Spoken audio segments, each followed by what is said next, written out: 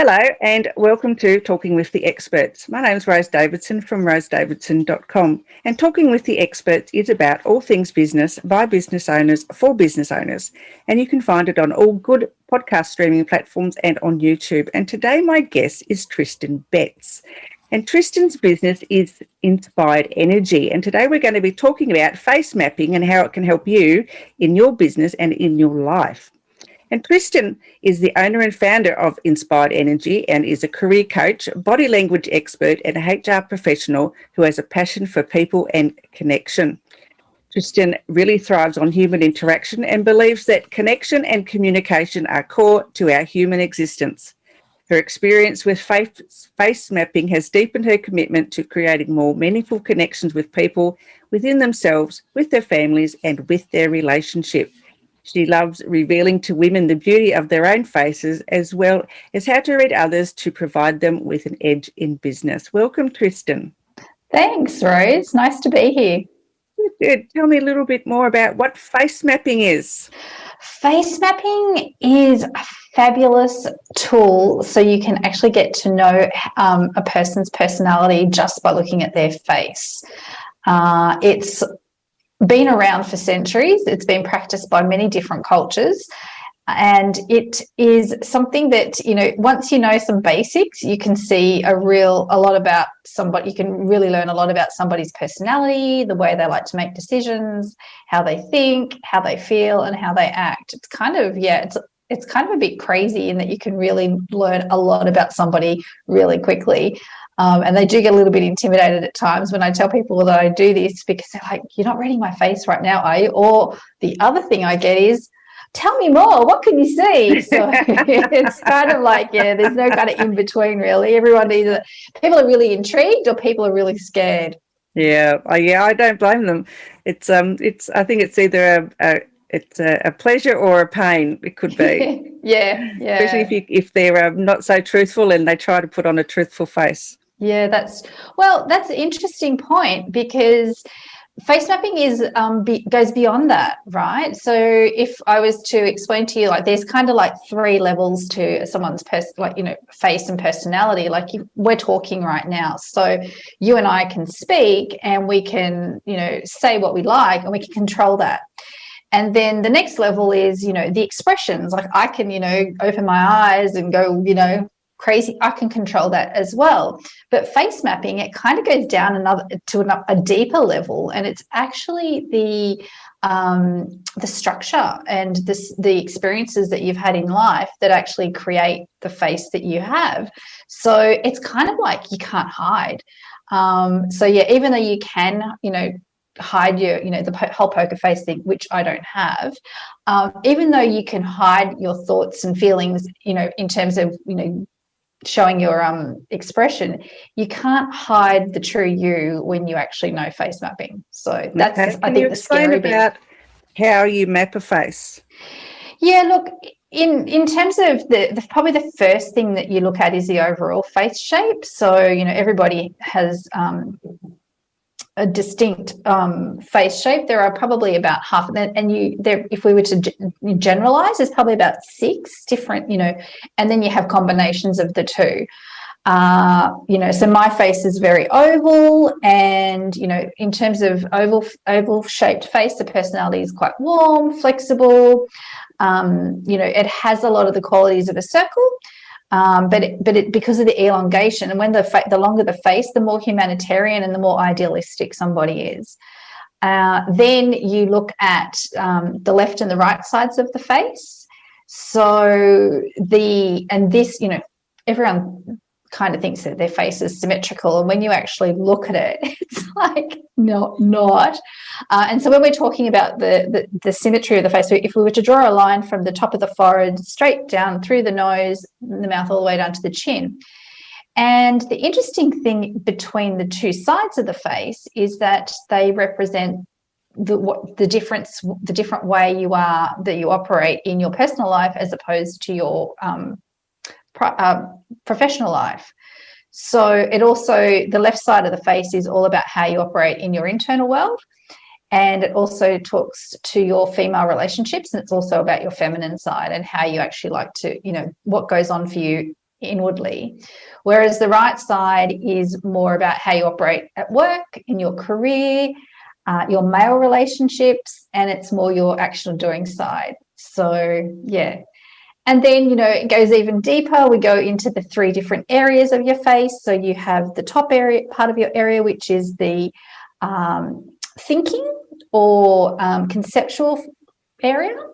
And then we have the middle section of the face, which is from the eyebrows to just under the nose.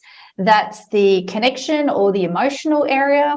And then underneath the nose, down to the bottom of the chin and the jaw, is the physical or action, orientated part of the face.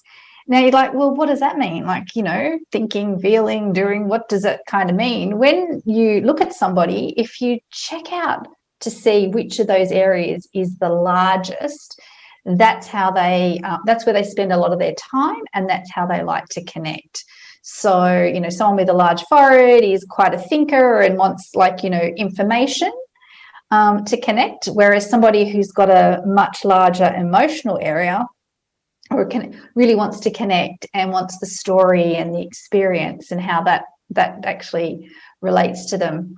And then, if someone's got a much bigger jaw area, they're much more physical, like to get things done, give them a little bit of space, give them some information and let them, make their own choices and decisions. All right, we're going to have people out there with measuring tapes now. Yes, that's true. People are like, how do we make sure that we can, it's what's obvious, right? So, sometimes you can't tell. And then you've got people, and I think I was like this. I hope I am, still, I have quite even areas. So for me, it kind of, what that means is that, I might think about something, I'll feel into it, and then I'll do it. I kind of do it really quickly. So if you can't really tell, then they're quite balanced in the way that they make a decision. And then on top of that, so that's the kind of like the basic stuff, and then each of the features tell a different story on multiple levels. And if we were to go through them all, we'd be here all day. So, do you say that the eyes are the window to the soul? Is that true? Correct. That is so true, because that's the person's outlook on life. It's also connected with the chakra system. So, the heart is the green chakra, and of course this is across here in the face. And looking at somebody's eyes, you can really tell a lot about how they like to operate, where they come from with their heart. Especially, I love eyebrows. They're my favorite thing. But eyes and eyebrows are kind of the thing that really tell me a lot about somebody's personality. Just by looking at the angle of the eye, the distance between the eyes, the eyelids tell you how people like to be in intimate relationships. Oh, really? Wow. That is really cool. Yeah. And underneath part of the eyelid tells you how open people are. So when the bottom of the eyelid's quite straight, they really they're quite cautious, and they might agree with you. They might nod their head at whatever you're saying, but they might not necessarily agree with what you're saying. So yeah. All right. So how can people use this in a business context? I mean, it's interesting to know that you can use face mapping in a business. So I guess it's whether you can trust the person that you're speaking to or you're not. Yeah, well, trust is an interesting thing, because that you can see in you can tell how trusting someone is just by looking at their nose and the angle of the nose. How can you use it in a business sense? So with my background in HR, in terms of recruitment, I could see really quickly how stuff people would might be telling you about what they do and how good they are, blah blah blah. Really easily could see, yes, that was true, or maybe that wasn't so true. So it can really help. Not that it was ever used to make recruitment decisions, but it was a recruitment support tool. It's also used in some places they use it for jury selection, because they can tell how rigid people are in their thinking, and how open-minded they are. And it can also be used in sales. So I do a little program with some of my clients and helping them to know how to read someone's face so that they connect better when they're actually trying to make a sale. It is used as a team building activity, which is, great fun when, people may not necessarily know enough about their colleagues or the people that they work with. It really is a lovely way to acknowledge and learn, some lovely things about somebody which you would never not normally come across in a normal conversation. In a work perspective, it's kind of like if you've heard of Myers-Briggs, the MBTI. Yes. Or DISC profiling. It's kind of like having that information given to you instantaneously, so without someone having to fill out a questionnaire. So it's kind of, it's pretty cool in that respect. How else can you use it? I've worked with teachers to help them, with connecting with the parents of the children. With regards to the kids themselves, it's probably not a thing that you would be able to, read, because your face is forming up until you're about 16. So the validity of it, I wouldn't, use for children. But yeah, in terms of, it's pretty much useful with everybody you meet. As I was saying before about the eyelids and the intimacy, I've had clients who've sent me photos of their prospective dates from dating apps and asked me to, give them the insights, which, can be helpful. So, look, I think the sky's the limit, right?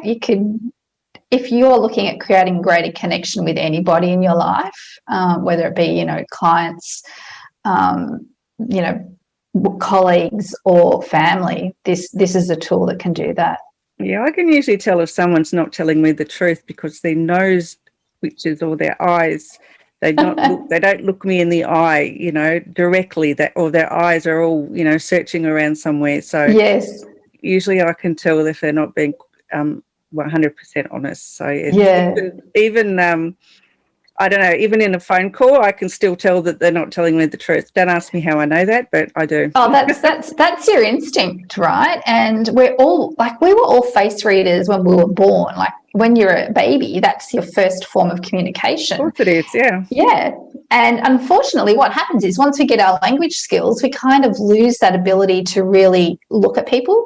I think for me, one of the things that I find, in our society a little bit frustrating is that people don't look into other people's eyes. It was interesting that you mentioned eyes because it is the window to the soul and, really to get to see someone's true nature, just by looking at them in the eye. But it's something we tend not to do. So I think we've been conditioned, though, over the years not to actually do that because in some cultures it's quite rude to stare someone in the eyes. It is. Like I've got an Indigenous background and Aboriginal people don't like looking in the eyes. So yes, that's very true.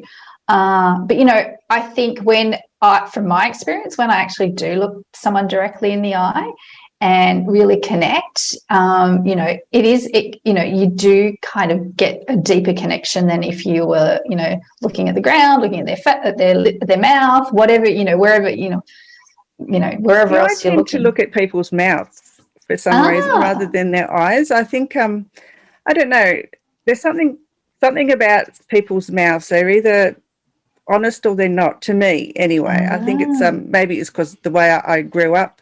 I'm not sure, depending on the look on someone's face. So if the mouth wasn't sitting right, then I knew that I was in for it, So yeah. The mouth is all about communication and listening.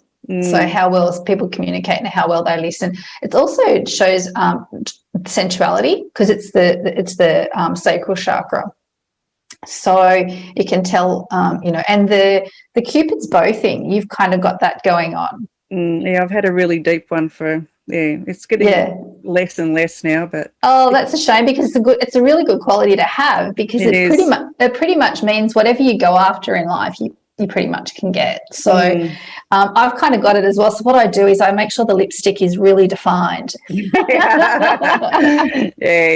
Mine's as I'm getting older, it's getting less, but it used to be quite deep before. But I think it's just all the wrinkles here now, just sort of. breaking everything down. Yes, yes. Everyone has an opinion on wrinkles. I think they're amazing. Like they tell the story of your life. They do. Yeah. Yeah. I'm not an advocate of Botox or plastic surgery by any stretch of the imagination. So I kind of look at lines, as I like to call them, as, you know, they're kind of like, you know, the story of your life, but they're also like a lesson that you've learnt in life or an experience that you've had. And I've kind of said to, you know, clients before who've had wanted to go and have Botox, it's like, well, do you really want to have that lesson again? Because if you do get rid of it, it kind of feels like you're going to have that lesson again. Yeah. So no, I don't want that lesson. I don't want any more lessons. I've had enough. Absolutely no.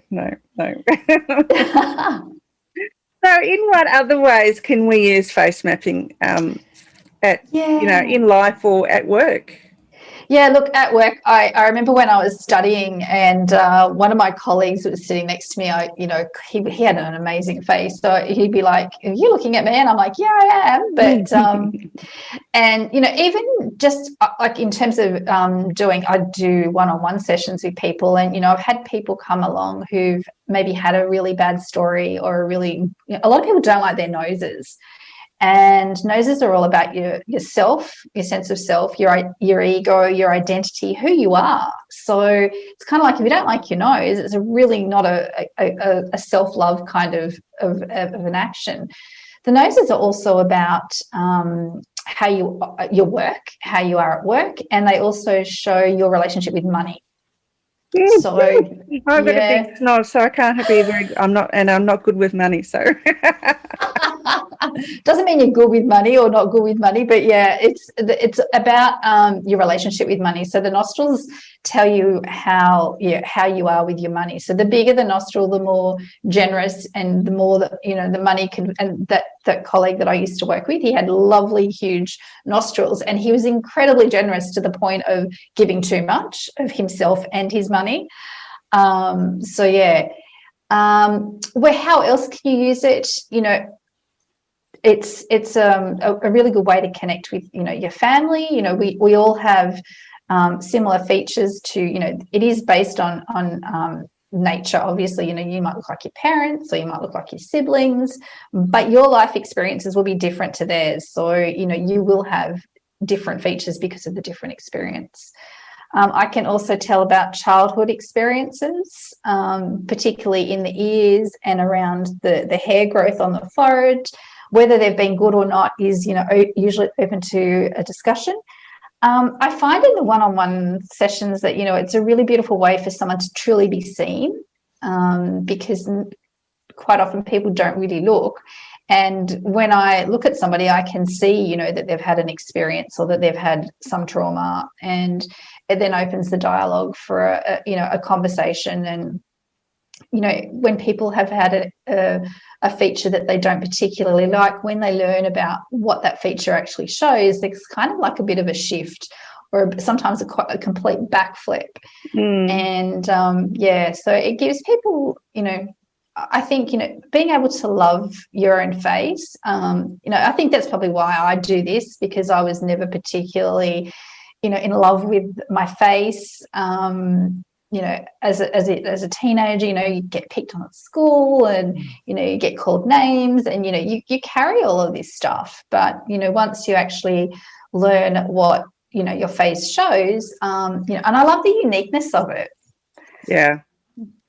Everyone's different. It doesn't matter. You know, even in families, as you say, each one's got a different feature that, you know, you may have the same characteristics, but the features or the lines or whatever are all different within the family. So Exactly. And, you know, it's interesting how other people observe, because I have my daughter's, you know, a young adult, and I don't know, I wish I had $10 for every time I've been told that we look alike. Yeah, I can't see it, right?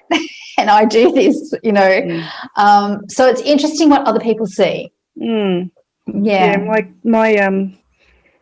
my kids, I've got three. My eldest looks like me, and my son looks like me, but my youngest looks like her dad. Right. But people have said that the other two look like me, and I think, no, they don't at all. So I think they look like their father. So, there you go. Yeah, yeah. Actually, it was interesting. I saw a little bit earlier today, there was an article on Heath Ledger's daughter, Matilda. Yeah. And there was a photo of her. And I was like, they were all going on about how much she looked like her dad. And you could see her dad, but I could also see her mum just as much. So, Yeah, I think it's sometimes it's in the eye of the observer as well. Yeah, well, that's what isn't that the old adage, beauty is in the eye of the beholder? Yeah, exactly. Yeah, it is. Yeah, so what one finds beautiful, someone else might not. So exactly.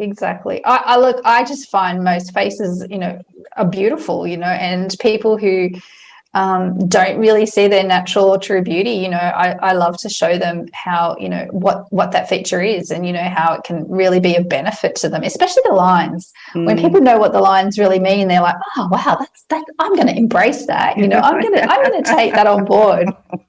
So how do you go about learning how to do this face mapping? Yeah, look, if people are interested, I'm happy to offer a free intro complimentary session for them to come along, and I'll do a very brief intro and tell them a little bit more about it, and give them a really quick reading of what I see in their features. And then I also offer one-on-one intensive programs, so people, get to learn more of the detail. They get an opportunity to practice it. And I'm at the moment working on an online program, so that'll be coming out really soon. So wow, that's exciting. And where can they find you, Tristan? So they can find me on Facebook and Instagram, and I'm also on LinkedIn, as well as I've got a website which is being revamped as well. So very busy at the moment. My website's www.inspirednrg.com.au, and Facebook is Inspired Energy, or they can connect through my name. So happy to have a chat to anybody who wants to learn more. Yes, no, it sounds like an amazing and very interesting topic. I think I might have to go and learn a little bit more about face mapping, because it's intriguing. Yes. I mean, if you've lived in if you've had a traumatic life, you are more likely to be able to read someone's face than if you've not. However, there are always other things that you can learn. Yeah. And look, I think, there are some, and I can tell that, I can tell when people have had a trauma, and you can see the compassion, it's in their chin, it's in the angle of their eyes, often, trauma forms around the mouth, you're talking about lines before. Especially above the lip, they're called survivor lines. So, it's usually because somebody's had a really deep experience, but gives them so much compassion for others. All right, Tristan, thank you so much for your time today. I will make sure that I get this out to you very quickly, because I think it's really something that's really very interesting, and I think listeners and viewers will be quite intrigued by what you've had to say today. Fantastic. Thanks so much, Rose. It's been a pleasure. All right. See ya. Bye. Talking with the experts.